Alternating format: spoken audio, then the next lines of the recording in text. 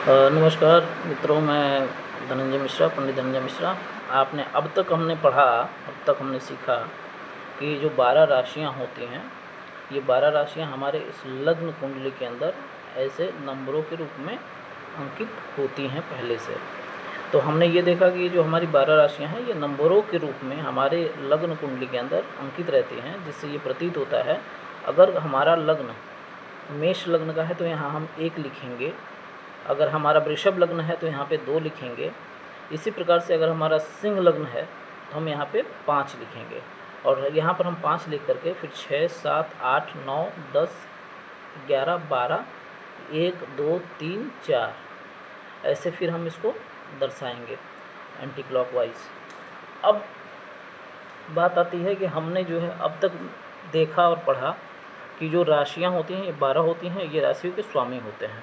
यानी कि जब हमारा लग्न हम निकालते हैं, अपने मोबाइल से निकालें या फिर हम बयात भावुक के द्वारा निकालें, लग्न जैसे ही हम निकालते हैं, लगने के बाद हमें ये सारी की सारी जो है ये नंबर हमें यहाँ कुंडली के अंदर देखने को मिलते हैं। अब इसके बाद हम क्या करते हैं, इसमें कुछ ग्रह आते हैं, कौन से घर में कौन सा ग्रह बैठा हुआ है तो उसका क्या परिणाम होता है। जैसा कि अभी आपने ये देखा, मेष लग्न की कुंडली है, तो मेष लग्न की कुंडली में ये जो घर है मंगल का है, ये शुक्र हैं, ये बुध हैं, ये चंद्रमा है। तो इस प्रकार से ये इनका जो ये पूरा घर दिया हुआ है, ये अगर मेष लग्न का है तो मेष लग्न का स्वभाव उस व्यक्ति का होगा, उसका जो भी विचार होगा मेष लग्न से ही प्रभावित होगा, मेष लग्न का ही स्वभाव उसको प्राप्त होगा। इसी प्रकार से हम देखते हैं कि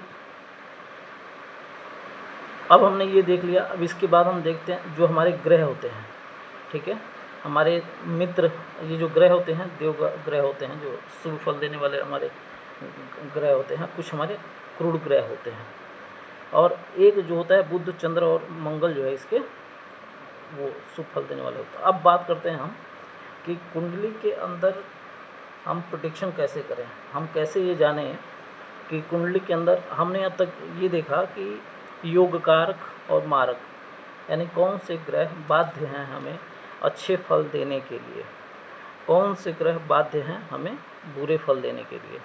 हमारे कुंडली में अब तक कल क्या दूसरे अध्याय में हमने ये पढ़ा था कि जो योग कारक होते हैं वो हमें अच्छे परिणाम देते हैं। जैसे 1, 4 केंद्र के जो ग्रह होते हैं, 1, 4, 7, 10, ये जो ग्रह होते हैं ये योग कारक अपने आप में होते हैं, अगर ये इनके दूसरे ग्रह अगर बुरे घर में ना हो तो। केंद्र के बाद आती है त्रिकोण, 1, 5, 9, इनका हमने ये देखा कि त्रिकोण के होते हैं, योग कारक में आते हैं। जो बुरे परिणाम देने वाले हमारे घर थे 6, 8 और 12, ये बुरे घर हैं, और इनमें जो भी ग्रह बैठते हैं वो बुरे फल देते हैं। अब तक हमने ये देखा। अब हम ये देखेंगे कि कोई भी ग्रह अगर बुरे घर में भी है या अच्छे घर में भी है तो वो हमें अच्छा फल देगा या बुरा फल देगा। एक और सूत्र है, इसे ध्यान से समझिए। अगर कोई भी ग्रह नीच का है और भले ही अच्छे घर में बैठा हो तो वो हमें अच्छा फल नहीं देगा। ध्यान से देखिए मित्रों, अगर कोई भी ग्रह नीच का हो करके अच्छे घर में भी बैठा हो तो वो हमें बाध्य है बुरे फल देने के लिए। तो अब तक हमने ये समझा था कि अच्छे घर में बैठने वाले ग्रह जो है हमें अच्छे ही फल देते हैं, लेकिन आज हम जब इसकी उच्च राशि और नीच राशि जब निकालेंगे तो हम ये देखेंगे कि वो हमें बुरे फल क्यों दे रहे हैं। कुछ ग्रह ऐसे होंगे हमारे जो कि बुरे घर में बैठे होंगे लेकिन वो अच्छे परिणाम देने के लिए बाध्य होंगे। अच्छे फल देने के लिए बाध्य क्यों होंगे? कारण यह है कि वो जब हमारे मतलब उच्च के होकर के और अच्छे घर में बैठेंगे या बुरे घर में ही बैठा है और अगर उच्च का है तो वो हमें अच्छा फल देगा। उदाहरण के लिए हम एक लग्न कुंडली लेते हैं और आप ज़रा ध्यान से देखिए, आपको चार्ट के साथ मैं समझाता हूँ। ये मेष लग्न है, ठीक है। मेष लग्न के हम ये कुंडली ले लेते हैं और मेष लग्न में हम यहाँ पर जो है लिखते हैं सूर्य, ठीक है। यहाँ पर हम लिखते हैं चंद्र और ध्यान दीजिएगा ये घर जो है राहु का भी है, ठीक है। तो अगर सूर्य यहाँ पर है, इसकी 7वीं दृष्टि यहाँ पड़ रही है, ठीक है, यहाँ पर शनि 7वीं दृष्टि इसकी यहाँ पर पड़ रही है, तो ये अगर सूर्य मेष में हमेशा उच्च का होता है, उसी प्रकार से चंद्रमा जो दूसरा ग्रह वो हमेशा उच्च का होता है। अब तीसरे घर में हम देखेंगे राहु हमेशा उच्च का होता है, दूसरे घर में राहु हमेशा उच्च का होता है। चौथे घर में हम देखेंगे कि गुरु जो माता का घर है, उसमें हम देखेंगे चौथे घर में गुरु हमेशा उच्च का होता है। इसी प्रकार से हम देखेंगे छठे घर में बुध, छठे घर में हम देखेंगे कि बुध हमेशा उच्च का होता है। शनि 7वें घर में हमेशा उच्च का होता है। और जैसा कि राहु और केतु आमने सामने रहते हैं, तो इस प्रकार से हम यहाँ पर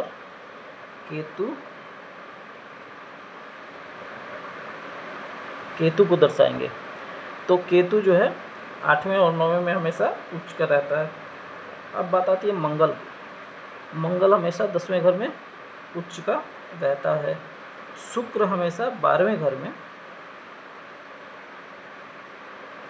उच्च का रहता है।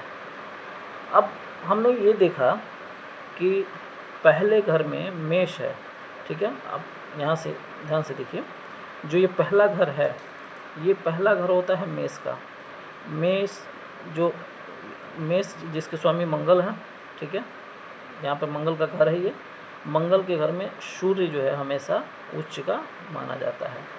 दूसरे जैसे अगर हम राशि को देखें तो मेष राशि में अगर मेष लग्न है या राशि है, अगर ये कहीं भी होता है कुंडली में, अगर ये कर्क लग्न का अगर कुंडली माना जाता है तो 4, 5, 6, 7, 8, 9, 10, 1 अगर यहाँ पर मेष आएगा तो यहाँ पर मेष आता है। और यहीं पर अगर सूर्य लिखा हो तो आप ये समझ लें कि ये सूर्य उच्च का है। लेकिन अगर शनि के घर में अगर यही एक में न रह करके 10वें इसमें रहे या इसमें रहे तो ये नीच का हो जाता है। नीच का कैसे होता है?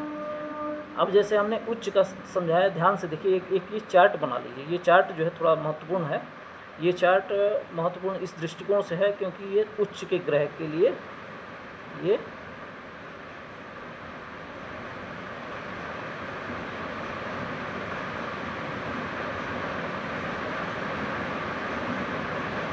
ये उच्च ग्रह चार्ट है, इसको उच्च ग्रह तालिका कह सकते हैं। ये जो ग्रह हैं इन राशियों में उच्च के ही रहते हैं और ये हमेशा बाध्य हैं अच्छे फल देने के लिए। अगर सूर्य जो है मेष अगर सूर्य मेष लग्न में है तो उच्च का फल देगा। चंद्रमा वृष में है, राहु वृष में है तो उच्च का फल देगा। कि अगर राहु मिथुन में है तो भी उच्च का फल देगा। गुरु अगर चौथे घर में यानी कि कर्क में है तो अच्छे फल देगा। और ये जो घर है जो आपको खाली दिख रहा है, खाली कुछ नहीं होता है। बुध जो कि अपने स्वयं के घर में, यानी कि बुध एक ऐसे इकलौते हैं जो कि अपने स्वयं की ही राशि में उच्च के होते हैं। और गुरु बुध के साथ ये शनि हमेशा 7वें घर में उच्च का है।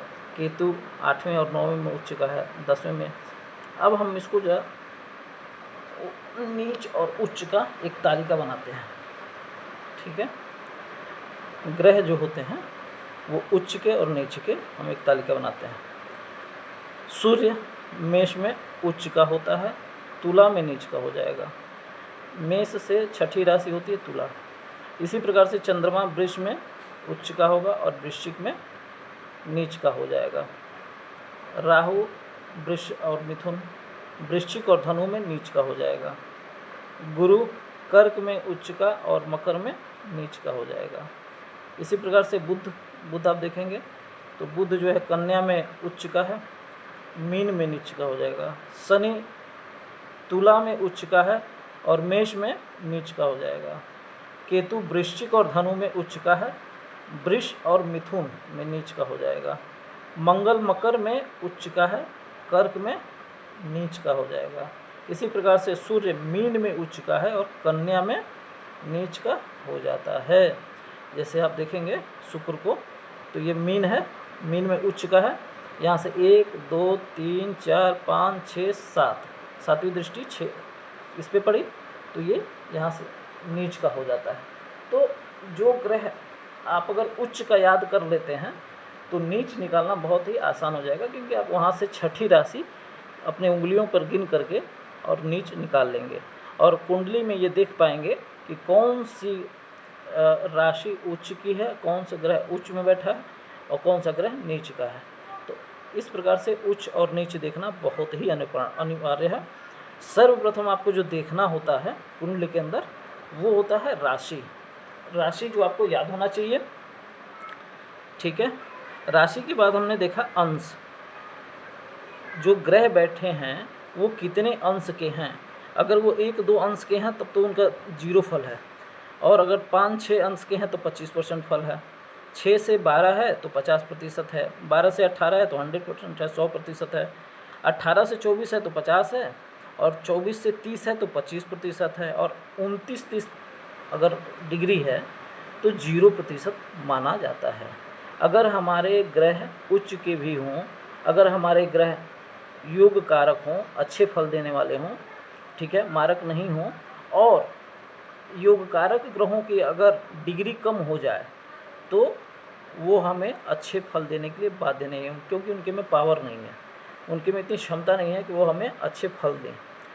इसी प्रकार से अगर हमारे कोई भी ग्रह मारक हो, बहुत बुरे ग्रह हों, और उन ग्रहों की जो डिग्री है वो अगर कम हो जाती है तो वो हमें अच्छे बुरे फल देने के लिए बाध्य नहीं हो जाते, वो सम हो जाते हैं, वो हमें बुरे परिणाम नहीं दे पाते, ठीक है। वो अच्छे परिणाम भी नहीं देंगे और ना ही बुरे परिणाम देंगे, वो सम हो जाते हैं। तो इसी प्रकार से डिग्री जो है कुंडली में बहुत ही अनिवार्य है। डिग्री आप जब आंग्ल भाषी कोई भी कुंडली अगर कंप्यूटर से निकालते हैं तो उसमें आपको लिखा होगा, कहीं डिग्री दिख रहा होगा। कुछ हिंदी में कुंडलियाँ होती हैं जिसमें आपको अंश लिखा होता है, जैसे लिखा होगा 25 अंश 2 कला, 25 अंश 3 कला, ऐसे जो है इस प्रकार से उनकी चीज़ें जो दर्शाई गई होती हैं, और इसी प्रकार से हम उसको देखते हैं। अब आती है कि ये ग्रह हमारे मित्र और शत्रु, ठीक है। मित्र शत्रु ग्रह आपने जान लिया था कि हमारे ये कौन से ग्रह मित्र हैं, कौन से शत्रु हैं, और कुछ बुरे ग्रह, कुछ ऐसे नीच, कुछ ग्रह ऐसे होते हैं जो अपने शत्रु घर में भी होते हैं लेकिन वो उच्च के हो जाते हैं। तो इस कारण वो सब ये देखेंगे कि वो अच्छे परिणाम देंगे, अच्छे परिणाम देने के लिए बाध्य होते हैं, ठीक है। इस प्रकार से कुंडली का फलादेश करने के लिए सर्वप्रथम जो आवश्यक होती है वो हो गई, पहली हो गई आपकी ये राशि, जो आपको उंगलियों पे याद होनी चाहिए। दूसरी चीज़ जो आती है वो हो जाता है अंश। तीसरा चीज़ हम देखते हैं कि कौन सा ग्रह मित्र है, कौन सा शत्रु है, हम इसको ध्यान देते हैं। और इसके बाद हम चौथी चीज़ देखते हैं वो है गोचर। गोचर जो होता है वो हमारी कुंडली के अंदर बहुत ही महत्वपूर्ण भूमिका निभाता है। जैसे में कि हमने कुंडली किसी की देखी, और कुंडली जो है हमें बताती है कि हम जिस समय जन्म लेता है व्यक्ति, उस समय का लग्न आता है, एक प्री जस्टिफाइड समय होता है जिसमें सारे ग्रह दर्शाए गए होते हैं और बताए गए होते हैं कि ये जो है इस समय इन ग्रहों के साथ इन स्थितियों में उत्पन्न बालक है। अब बालक या बालिका, अब यह लड़का भविष्य में इसके साथ क्या चीज़, कैसे कैसे घटनाएं घटित होने वाली हैं, कैसे, इसको हम 12 राशियों और 12 खानों के, ये 12 घर हैं, 12 घरों के अंदर हम उनको देखते हैं और समझते हैं।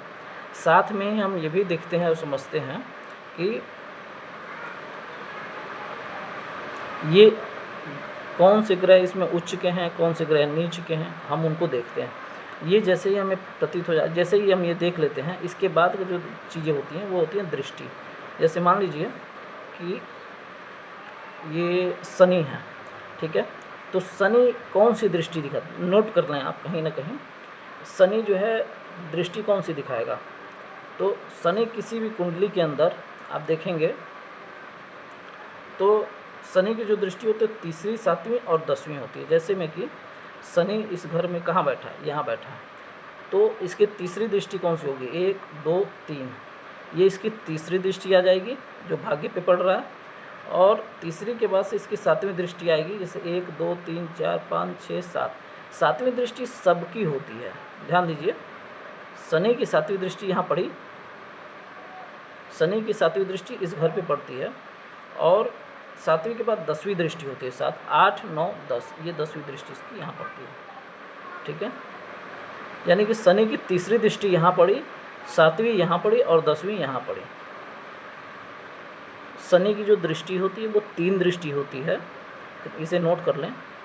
उसकी पहली दृष्टि यहाँ पड़ती है तीसरे भाव में, इसकी दूसरी जो दृष्टि होती है जो सातवीं दृष्टि होती है, वो सातवीं दृष्टि 1 2 3 4 5 6 7 यहाँ पे पड़ती है, और 8 9 10 10वीं दृष्टि इसकी यहाँ पड़ती है। इस प्रकार से कुंडली के अंदर हम दृष्टि देखते हैं। दृष्टि जो होता है वो शनि का 3 होता है, 3 7 और 10। मंगल की अगर हम देखेंगे तो मंगल की भी 3 दृष्टि होती है, 4 7 8। अब मंगल हमारी कुंडली में कहाँ बैठे हैं, तो मंगल हमारे यहाँ है। इनकी चौथी दृष्टि कहाँ होगी, 1 2 3 4, चौथी दृष्टि लग्न पे पड़ेगी मंगल की। अगर मंगल दशमेश है तो मंगल अगर 10वें स्थान में बैठे हैं तो इनकी चौथी दृष्टि लग्न पे पड़ती है, और 8वीं दृष्टि कहाँ पड़ती है, 5 6 7 8, ये विद्या भाव पे पड़ती है। इनकी जो है मंगल की 8वीं दृष्टि विद्या भाव पे पड़ती है, और मंगल की 7वीं दृष्टि कहाँ पड़ती है, तो ये माता के स्थान पे, ठीक है। 7वीं दृष्टि सामने ही पड़ेगी। तो इस प्रकार से मंगल की जो दृष्टि होती है वो होती है 4 7 और 8। नोट कर लें, मंगल की जो दृष्टि होती है वो 3 दृष्टि होती है, चौथी 7वीं और 8वीं दृष्टि। इसी प्रकार से बृहस्पति की जो दृष्टि होती है वो 5 7 और 9 दृष्टि होती है, 5वीं 7वीं और 9वीं दृष्टि। बृहस्पति हम अपने कुंडली में देखेंगे, यहाँ पर बृहस्पति हैं तो इनकी 5वीं दृष्टि 1 2 3 4 5, 5वीं दृष्टि इनकी यहाँ पड़ी, ठीक है। 6 7, 7वीं दृष्टि इनकी यहाँ पड़ती है, और इसी प्रकार से 9वीं दृष्टि 8 और 9, 9वीं दृष्टि इनकी इस भाव में पड़ती है। गुरु की जो दृष्टि होती है वो 3 दृष्टि होती है, और तीनों दृष्टि इसी प्रकार से 5 7 और 9, ये नोट कर लें। गुरु की जो दृष्टि होती है वो 3 दृष्टि होती है। तो जैसा कि हमने ये देखा, जो गुरु की दृष्टि होती है 5 7 और 9, इसी प्रकार से जो राहु और केतु होते हैं, राहु का सर कटा हुआ था। कारण ये था कि राहु जो है जा करके और इन्होंने अमृत पी लिया था। जब समुद्र मंथन के समय में अमृत मोहिनी रूप धारण किए हुए भगवान विष्णु जब वितरित कर रहे थे, देवताओं को अमृत पिला रहे थे और असुरों को वो अमृत नहीं पिला रहे थे, तो उन्होंने ये देखा कि एक छुप करके 2 राक्षस देख रहे थे। उन्होंने ये देखा कि उधर जाते हैं और कुछ उनको मटका बदल सा जाता है, और बदल करके उनको वो पिलाते हैं, हमको कुछ और पिलाते हैं। तो वो क्या करता है, देवताओं के पीछे जाके छुप के बैठ जाता है राहु। तो जैसे ही वो बैठ जाता है तो केतु को तो पिला चुके होते हैं, लेकिन राहु को जैसे ही पिलाते हैं तो सारे देवतागण कहते हैं कि नहीं नहीं, ये वहाँ से उठ के यहाँ वैसा ये असुर है। तभी मोहिनी रूप से तुरंत भगवान विष्णु का रूप धारण करते हैं, चक्र सुदर्शन लेकर के, और उसका गला काट देते हैं। गला कटते ही उसका अमृत जो होता है वो गले तक ही रहता है, वो अंदर नहीं पहुंचा होता है, तब तक उसका गला ही काट दिया होता है। तो जो ज्योतिष विज्ञान में कहा जाता है कि जो केतु हैं वो तो अमृत पी चुके होते हैं, तो वो बृहस्पति के समान फल देने वाले होते हैं, और जो राहु हैं वो बृहस्पति के समान फल नहीं देते हैं, विपरीत देते हैं। और इसीलिए राहु और केतु हमेशा एक दूसरे के पूरक, मतलब सातवें घर में बैठते हैं। हमेशा कुंडली में जब भी हम देखेंगे राहु और केतु एक दूसरे के पूरक ही बैठते हैं। तो इन दोनों की जो दृष्टि होती है ना, वो बृहस्पति के समान होती है। वो 7 8 और 9 दृष्टि, जैसे बृहस्पति की 7 8 और 9 दृष्टि होती है, वैसे ही राहु की भी 5वीं 7वीं और 9वीं, ठीक है। ध्यान से इसे नोट कर लें, 5 7 और 9, ये 3 दृष्टि जो है इसी प्रकार से इनकी भी होती है। जिस प्रकार से गुरु की दृष्टि होती है, गुरु की दृष्टि पड़ती है ना 5 7 और 9, ऐसे ही दृष्टि जो है इनकी भी पड़ती है।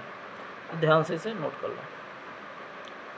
देखिए मित्रों, हम आपको बता दें कि अब तक हमने जो कुंडली में देखा वो है, सर्वप्रथम हमने देखा राशि, राशि के बाद हमने देखा डिग्री, कितने अंश की कौन सी चीज़ें होती हैं। उसके बाद हमने देखा कि शत्रु और मित्र ग्रह, मित्र और शत्रु जो होते हैं, ठीक है। ये अगर हम इसके बाद हम गोचर निकालते हैं, ठीक है। इसके बाद हम देखते हैं गोचर, गोचर के बाद देखते हैं दशा। दशा जो है विश्वोत्तरी महादशा के बारे में हमने कल बताया था।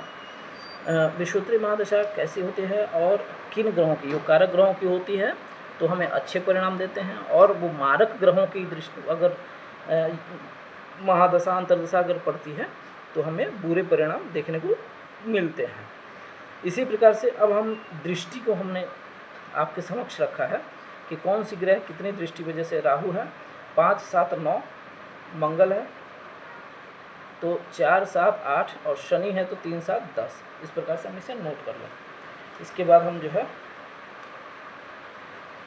ये हमें नोट कर लें, और ये जो है जितना हमने आपको नोट कराया है इसकी आप पुनरावृत्ति करें, बार बार इसे आवृत्ति में लाएं।